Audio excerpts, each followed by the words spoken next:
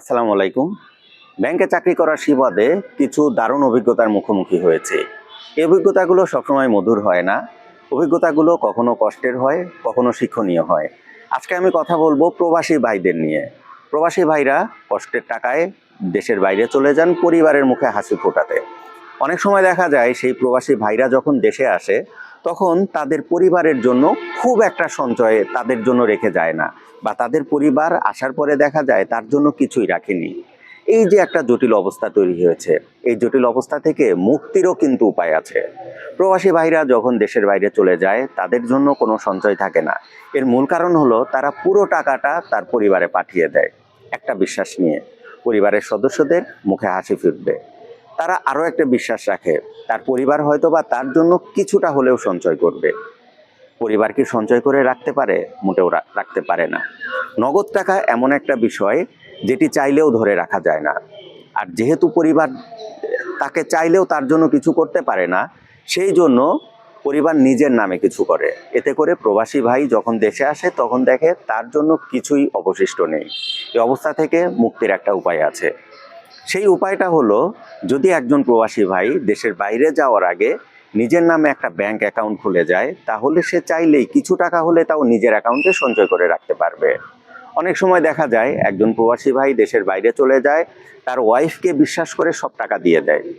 তার ওয়াইফ কি সবসময় বিশ্বাসের মর্যাদা রাখতে পারে? পারে না। দেখা যায় তার প্রিয় ওয়াইফ, সেও কিন্তু তার বিশ্বাসের অমর্যাদা করে ফেলে পরিস্থিতির শিকার হয়ে। সবসময় যে ইচ্ছা করে করে ব্যাপারটা এমন নয়। খরচের সীমাহীন চাপ, পরিবারকে দেখাশোনা করা, সবকিছু মিলিয়ে এটা সম্ভব হয়ে ওঠে না। আর মানুষ যখন অত্যধিক টাকা পায় তখন সে চাইলেও সেই টাকাটা সঞ্চয় করতে পারে না। এটা থেকে মুক্তির একটা উপায় আছে। সেই উপায় হলো, বর্তমানে ব্যাংকিং সিস্টেম এত বেশি আধুনিক হয়ে গিয়েছে, একজন চাইলেই দেশের বাইরে যাওয়ার আগে নিজের নামে একটা অ্যাকাউন্ট ওপেন করে ফেলতে পারবে। অ্যাকাউন্ট ওপেন করা খুবই সহজ। এর উপায় হলো, আপনাকে শুধুমাত্র আপনার নিজের এনআইডি কার্ড রাখতে হবে। যদি এনআইডি কার্ড নাও থাকে, আপনি আপনার পাসপোর্টের কপি দিয়ে অ্যাকাউন্ট ওপেন করতে পারবেন। আপনার 2 কপি ছবি লাগবে, আর নমিনি যাকে দিবেন তার এনআইডি কার্ডের ছবি ফটোকপি এবং 2 কপি ছবি। এর সাথে আপনার বাড়ির বিদ্যুৎ বিলের কপি। এটা কিন্তু ম্যান্ডেটরি নয়। ব্যাংক চাইলে আপনার কাছ থেকে এই ডকুমেন্টটা নিতে পারে। আপনি ব্যাংকে যাবেন, খুব সহজে আপনার নামে একটা সঞ্চয় হিসাব খুলতে পারবেন। সেই সঞ্চয় হিসাবে আপনি চাইলে যে ব্যাংকে অ্যাপের ব্যবস্থা আছে এবং সেই অ্যাপ আপনি দেশের বাইরে থেকে পরিচালনা করতে পারবেন, সেই ব্যাংকে গিয়ে আপনি একটা অ্যাপ চালাবেন। সেই অ্যাপে আপনি চাইলে দেশের বাইরে থেকে আপনার অ্যাকাউন্টটা মনিটরিং করতে পারবেন। শুধু তাই নয়, আপনার সেই অ্যাকাউন্ট থেকে আপনি চাইলে বাংলাদেশে অবস্থিত যে কোনো ব্যাংক অ্যাকাউন্টে টাকা ট্রান্সফার করতে পারবেন। এতে করে কি হবে? আপনি আপনার বাড়িতে যতটুকু দরকার ঠিক ততটুকুই টাকা পাঠাতে পারবেন এবং অবশিষ্ট অংশ আপনি আপনার অ্যাকাউন্টে জমা রাখতে পারবেন। উল্লেখ্য, আমার যে ভাইগুলো দেশের বাইরে থাকেন তাদের কিন্তু একটা সমস্যা আছে। একটা সমস্যা হলো, তারা চাইলেও দেশের বাইরে থেকে টাকা সঞ্চয় করতে পারে না। কারণ তারা চাইলেও বিদেশে গিয়ে নিজের নামে ব্যাংক অ্যাকাউন্ট ওপেন করতে পারে না। সেখানে অনেক জটিলতা থাকে। আবার বিশ্বাস করে যাদের ব্যাংক অ্যাকাউন্ট আছে তাদের কাছেও রাখতে পারে না। তখন কি হয়? ব্যাংকের তার যে মাসিক স্যালারি পুরো টাকাটা বাড়িতে পাঠিয়ে দিতে হয়। এর ফলে কি হয়? একটা সময় পর গিয়ে সে নিঃস্ব হয়ে দেশে ফিরে। দেশে ফেরার পরে তার জন্য কিছুই অবশিষ্ট থাকে না। এর জন্য আমার পরামর্শ থাকবে, আপনি দেশের বাইরে যদি যেতে চান, অথবা আপনি যদি দেশের বাইরে থাকেন, তাহলে দেশে যখন আসবেন তখন অবশ্যই আপনার নামে একটা সঞ্চয় হিসাব খুলবেন। সেই হিসাবে যেন অ্যাপ রেজিস্ট্রেশন করা যায়, সেই ধরনের ব্যাংকে আপনি একটা অ্যাকাউন্ট খুলবেন। আপনি অ্যাকাউন্ট খুলবেন, অ্যাপ রেজিস্ট্রেশন করবেন আপনার নিজের মোবাইল ফোনে এবং মেইল আইডি দিয়ে।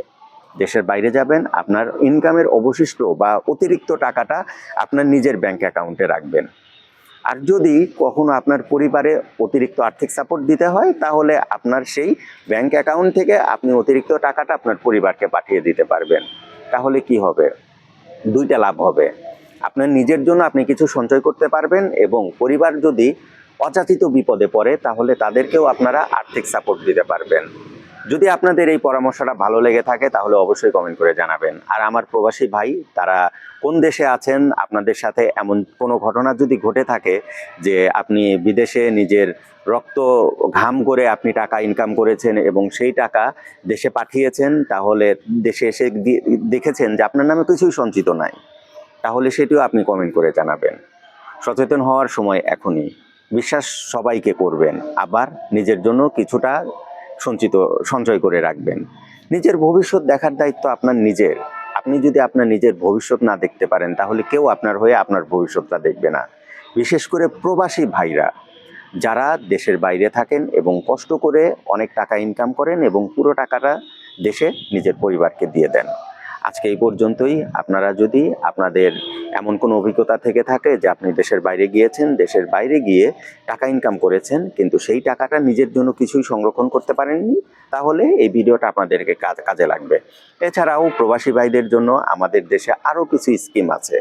বাংলাদেশ সরকার অনেক দুর্দান্ত কিছু স্কিম চালু রেখেছে। সেই স্কিমগুলো সম্পর্কে আমি আপনাদের সাথে বিস্তারিত পরবর্তীতে শেয়ার করব। আপনারা যদি প্রবাসী হয়ে থাকেন, আপনারা যদি এই ধরনের সমস্যাগুলোতে পড়ে থাকেন, তাহলে অবশ্যই আমার কমেন্ট বক্সে কমেন্ট করবেন এবং চ্যানেলটা সাবস্ক্রাইব করবেন। প্রবাসীদের জন্য ওয়েজ আর্নার বন্ড সহ আরও অনেকগুলো বন্ডের ব্যবস্থা আছে, যেখানে আপনি অধিক মুনাফা পেতে পারবেন। আবার অনেক সঞ্চয়ী হিসাব আছে, অনেক ডিপোজিট আছে, ডিপিএস আছে। আপনি চাইলে দেশের বাইরে থেকে এই জায়গাগুলোতে ইনভেস্ট করতে পারবেন। আবার যদি আপনার এককালীন টাকা থাকে, তাহলে এই বন্ডগুলোতেও ইনভেস্ট করতে পারবেন। সেই বন্ডগুলোতে স্বাভাবিকের তুলনায় আপনি বেশি মুনাফা পাবেন এবং বেশি প্রফিট করতে পারবেন। সাথে সাথে এই বিনিয়োগগুলো অত্যাধিক নিরাপদ। বাংলাদেশ সরকার সবসময় প্রবাসীদের একটু আলাদা প্রায়োরিটি দেয়। কখন প্রায়োরিটি দেয়? যখন প্রবাসীরা রেমিটেন্স পাঠায়। রেমিটেন্স যত বেশি, প্রবাসীদের দাম তত বেশি। রেমিটেন্স নাই, প্রবাসীদের দাম নাই। তেমনি আপনি টাকা দিতে পারবেন, পরিবারে আপনি মূল্যায়ন পাবেন। আপনার টাকা নাই, আপনি পরিবারে তেমনটা মূল্যায়ন পাবেন না। তো বন্ধুরা, আজকে এই পর্যন্তই। পরবর্তীতে কথা হবে প্রবাসীদের যাবতীয় সমস্যাগুলো নিয়ে। আর আপনি অবশ্যই কমেন্ট করবেন আপনি কোন দেশে আছেন। আজকে এই পর্যন্তই। সবাই ভালো থাকবেন। আসসালামু আলাইকুম।